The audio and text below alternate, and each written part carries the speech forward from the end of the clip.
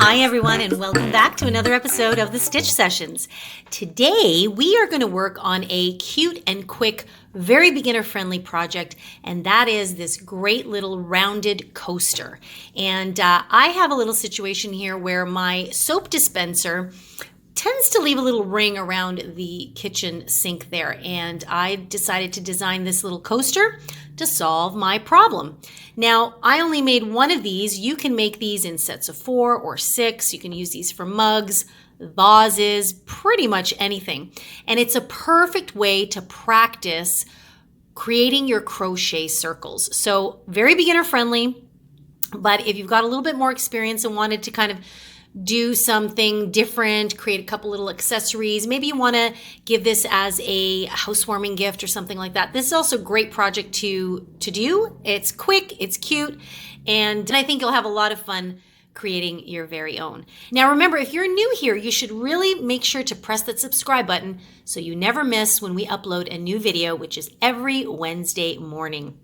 And make sure to check us out on our website, which is crochetcrafty.com. We've also got some interactive live crochet classes that are super fun to do as well. But in the meantime, let's get all of our materials together and let's get stitching.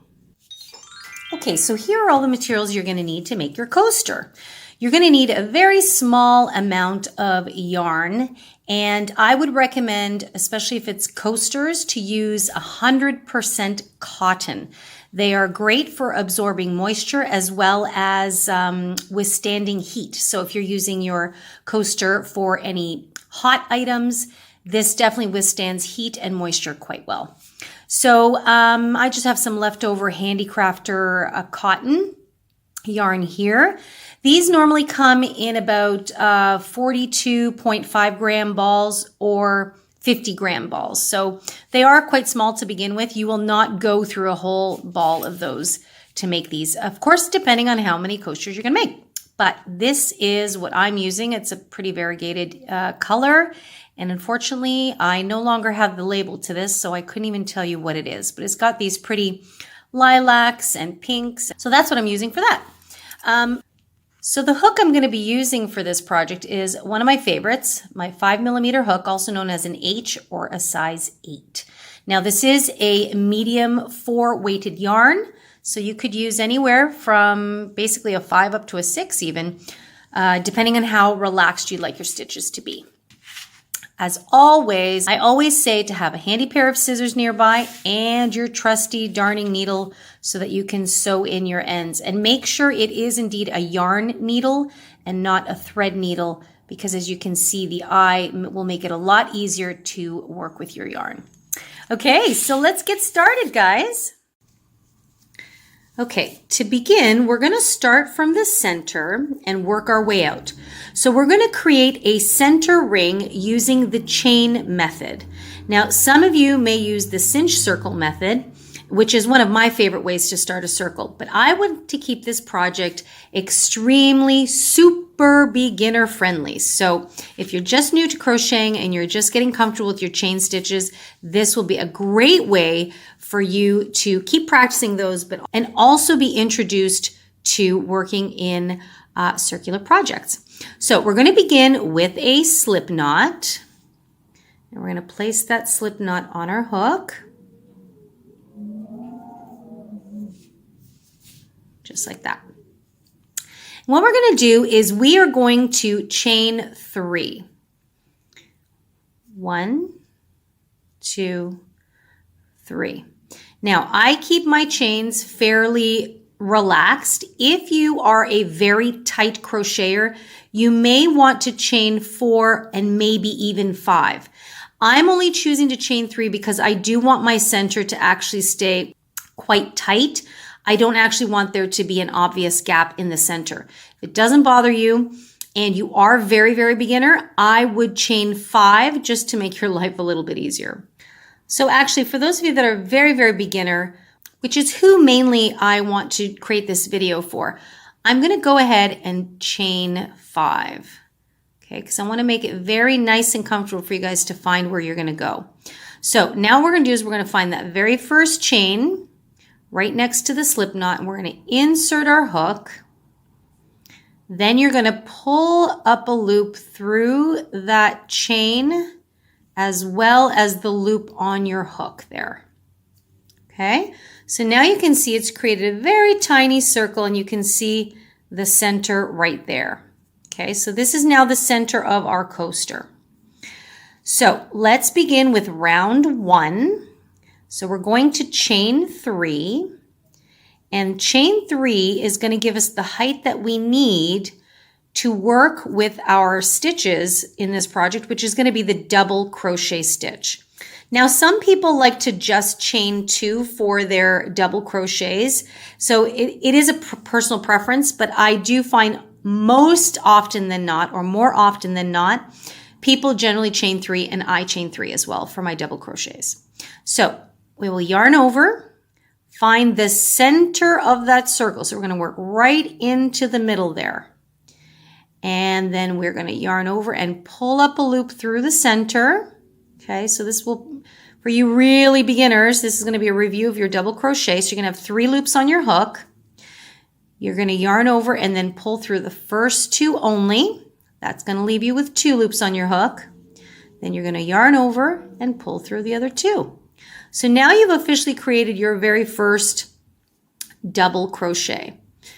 The chain 3 will count as 1 though, so technically you have made 2 double crochets. Okay, so let's do that again. We're going to yarn over, and into the center of our ring, we're going to place our hook, and we're going to grab a little loop there, and we're going to pull it up through the center. Okay, and if I can, I'm going to try and work over that tail. If that confuses you too much, just leave the tail. We can sew it in at the end. So I pulled up a loop. I've got 3 on my hook, 3 loops. I'm going to yarn over. I'm going to pull through the first 2. And then I'll yarn over again and pull through the second 2. Okay, so now I have 3 double crochets. We are going to do this into the ring 9 more times. So this will give us a total of 12 double crochets that we're working into the circle. Okay, so every time you yarn over, you're going to insert right into the center of the ring, pull up a loop, yarn over and pull through the first 2, and then yarn over and pull through the second 2. Okay, so go ahead and do that until you have reached 12 double crochets into your ring. Okay, and this is my very last double crochet.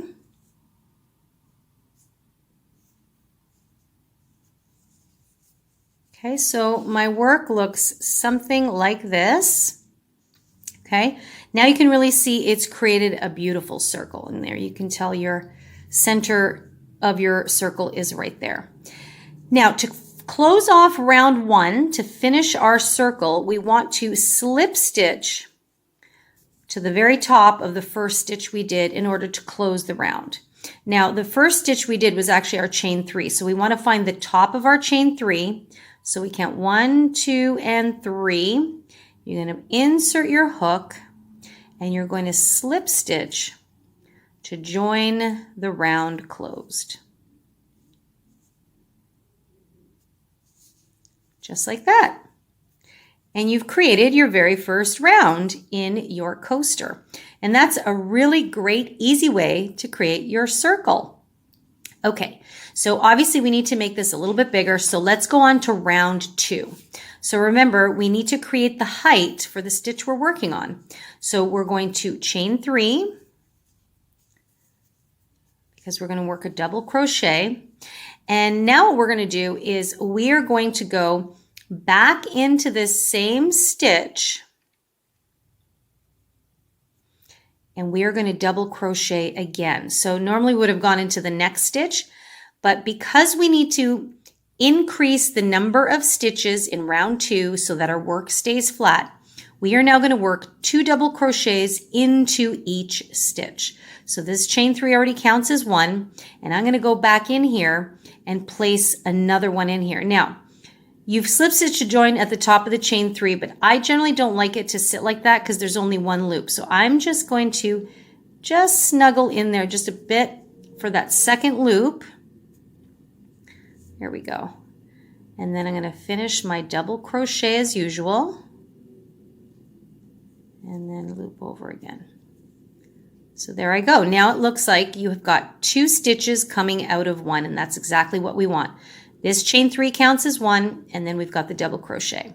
So let's go into the next stitch here, and we're going to place 2 double crochets into that same stitch. So I'm going to nestle my hook in there, yarn over, pull through 2, pull through 2. So that's 1. I'm going to yarn over, and I'm going to go back into that same stitch. So pull through 2 and pull through 2. Okay, so you have something that looks like that. So that's what we're going to do for round 2 all the way around. 2 double crochets into every single stitch. So remember, in round 1, we ended up with 12 stitches. Now if we do 2 into each, that means in round 2, we should end up with 24 stitches. So go ahead and do that, and I will meet you at the end of round 2. And I'm just placing my last 2 into the final stitch here. Last 2 double crochets. Now be careful, especially for you beginners. This may look like it's a space waiting for you to place a stitch into it. We generally call this a false stitch because it's where we slip stitch to join, and it's just the top loop of that, the end of that previous stitch. So it kind of gives an illusion that it is a stitch, but it is not. It belongs to the chain 3 here. So once we get to the end, by the way, if you're ever unsure, just go backward and count the number of stitches. And if you've got 24, then you know you're A-okay. If you've got 23, then you know you need to add 1. And of course, if you have 25, then you know you need to take 1 away. But for now, I know I have 24, so I am going to again find the top of my chain 3, and I'm going to slip stitch to join round 2. Okay, just like that. So now you can see that our circle is taking shape. Okay guys, we only have 1 more round to go. So round 3, we begin with a chain 3. Okay, now the pattern is going to be a little bit different for round 3. We've just chained 3, that counts as 1. So we're going to go into the very next stitch, which is this one right here, because this one we've just worked into, and we are going to place 2 double crochets into the next stitch. Now you probably noticed that I did not tell you to go back into that same stitch. And that is because our pattern is changing for round 3. Whereas in round 2, we place 2 stitches into each stitch.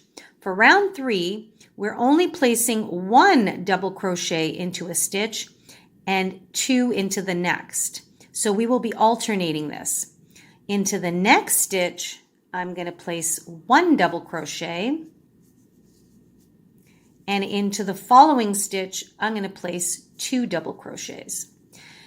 Now, if you haven't watched our tutorial on how to crochet a circle, I do go a little bit more in depth onto the theory behind creating circles.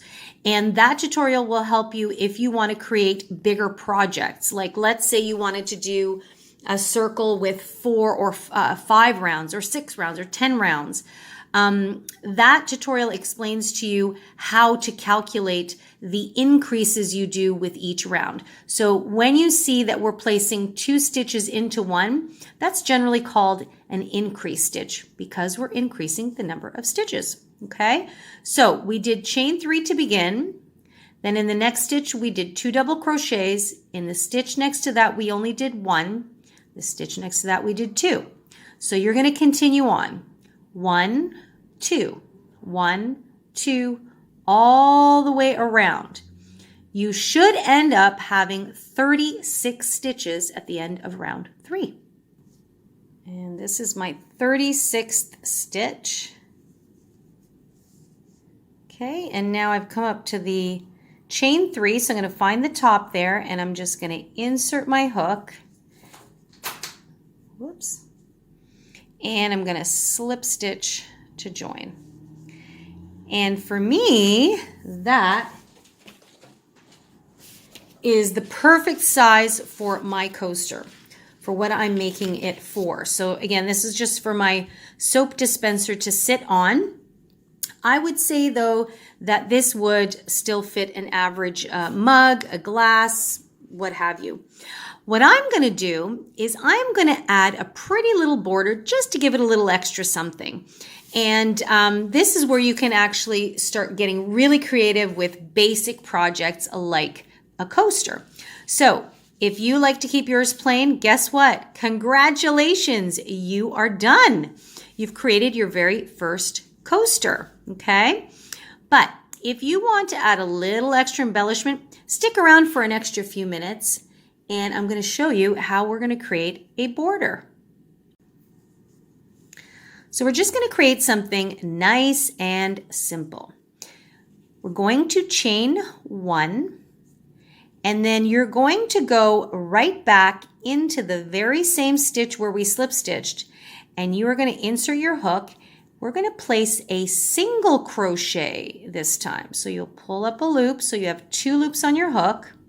You will yarn over and pull through 2. Okay, so you can see it's a much shorter stitch. Now what we're going to do is we're going to chain 3. 1, 2, and 3. Okay. We'll then skip the next stitch beside it, and into the following stitch, you're going to place a single crochet. So with single crochets, we don't have to yarn over first. We simply insert and pull through.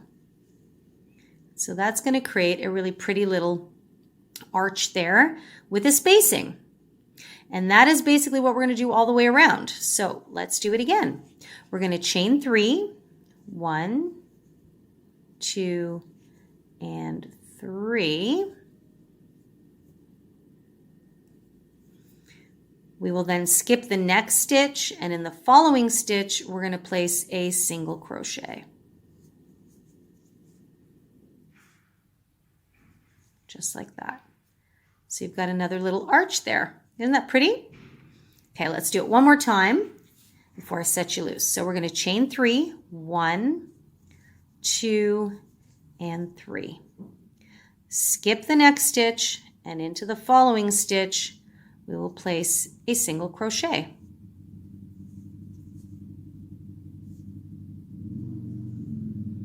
And that is our border. Really super simple, but see how it adds a cute little something to it? I really love that.